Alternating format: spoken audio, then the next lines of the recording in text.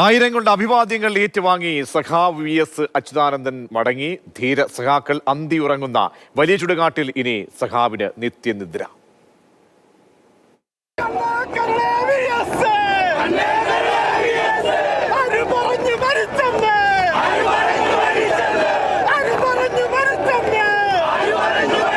ഒരിക്കലും ഉണങ്ങാത്ത ചോരപ്പാടുകളുടെ വലിയ ചുടുകാട്ടിലേക്കാണ് വി.എസ്. അവസാനമായി എത്തിയത്. അവിടെ കണ്ണു നിറഞ്ഞ് തൊണ്ട പൊട്ടുമാർ ഉച്ചത്തിൽ മുദ്രാവാക്യം വിളിക്കുന്ന ഒരുപാട് മനുഷ്യർ.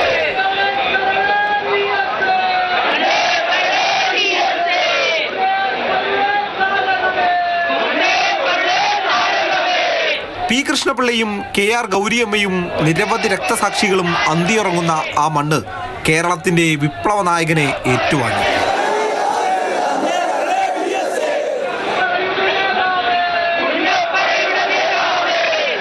വി.എസിനെ അറിയുന്നവരും വി.എസ്. അറിയുന്നവരും രക്തസാക്ഷികളായ വലിയ ചുടുകാട്ടിൽ അവരുടെ സ്മരണ പുതുക്കാൻ വർഷം തോറും സഖാവ് എത്തുമായിരുന്നു. ഇന്ന് ആ മണ്ണിൽ വി.എസിന്റെ ചിതയെരിഞ്ഞപ്പോൾ ഇതുമ്പിയല്ലാതെ ഒരു മനുഷ്യനും നിൽക്കാൻ കഴിഞ്ഞില്ല.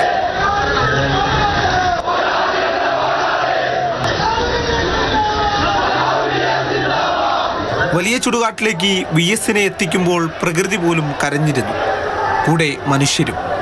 തോരാതെ പെയ്ത മഴ പോലും വി.എസിനെ യാത്രയാക്കാൻ എത്തിയ പ്രവർത്തകരെ തളർത്തിയില്ല. വി.എസിനെ യാത്രയാക്കാൻ നേതാക്കളെല്ലാം ചിതക്കരികിലുണ്ടായിരുന്നു. അതിനിടയിലും തൻ്റെ പ്രിയ സഖാവിനെ നോക്കി വിങ്ങിപ്പൊട്ടുന്ന വസുമതിയെയും അമ്മയ്ക്ക് കരുത്തായി കൂടെ നിൽക്കുന്ന ആശയെയും ലോകം കണ്ടു. പോരാട്ട ഭൂമിയിൽ ഇനി നിത്യനിദ്രയിലേക്ക് വി.എസ്. കടക്കുമ്പോൾ സഖാവ് പകർന്നു നൽകിയ ആശയങ്ങളും ആദർശവും വരും തലമുറകൾ നെഞ്ചിലേറ്റു.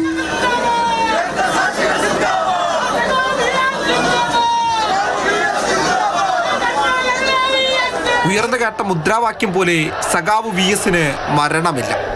തമ്പ്രാൻ എന്ന് വിളിക്കില്ല, പാളയക്കഞ്ഞി കുടിക്കില്ല എന്നുള്ള മുദ്രാവാക്യം കുട്ടനാടൻ കർഷക തൊഴിലാളികൾക്ക് മുമ്പിൽ വെച്ച ധീരനായ സഖാവായിരുന്നു വി.എസ്. അച്യുതാനന്ദൻ.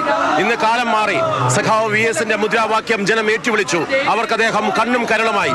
ഈ എരിയുന്നത് ഒരു വിപ്ലവ സൂര്യനാണ്. എന്നാൽ ആ സൂര്യൻ ഉയർത്തിയ സൗരോർജ്ജത്തിൽ കേരളത്തിന്റെ മുന്നിൽ കേരളത്തിലെ ഉരുതുന്ന അധ്വാന വർഗമുണ്ട് എന്നുള്ളതാണ് നമുക്ക് വി എസ് എന്ന സമരനായകൻ മൺമറഞ്ഞു പോകുമ്പോൾ മനസ്സിലാകുന്നത്. ഓർമ്മകളിൽ ഇന്നും ജീവിക്കുന്നുവെന്ന്. മാർഷൽ വി. സെബാസ്റ്റ്യൻ, മാതൃഭൂമി ന്യൂസ്, ആലപ്പുഴ.